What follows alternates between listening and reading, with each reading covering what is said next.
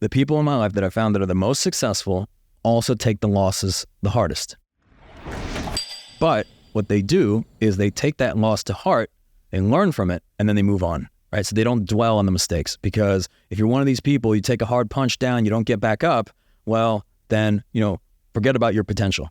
It's your attitude towards mistakes, and it's understanding that it's not really failure until you quit. So anytime something doesn't go your way, that should be a learning lesson. So whenever we do something, and let's say we invest a ton of resources, a ton of time into any sort of campaign, initiative, project, person, hire, whatever it is, and that doesn't work out for whatever reason, we always do a postmortem. And we always look at it and say, okay, well, what's the lesson here? What did we learn? And this is very, very important to do, because if you just move on or you say, hey, they just weren't the right fit, you can come up with all sorts of reasons for why something didn't work, but you unfortunately will miss the lesson. So it oftentimes, it's something that you either failed to do, a blind spot, again, something didn't go your way. Oh, I didn't like the judge, or, the jury that we selected, they didn't really understand the details of the case, whatever. It doesn't matter. Like, how could you have done better, right? Because that becomes much more productive.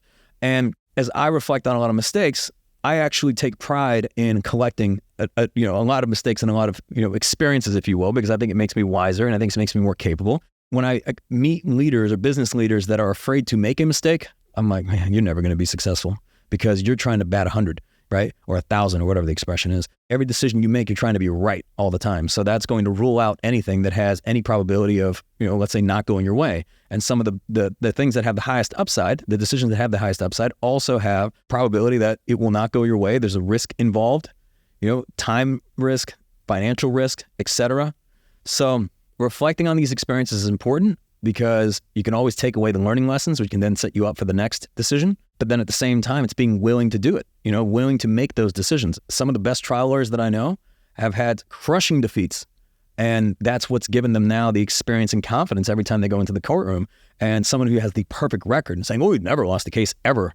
Well, maybe that's because they're only picking and choosing the cases that have a 100% success rate, and they're not taking on the tough cases that would actually build up their skills and build up their capabilities.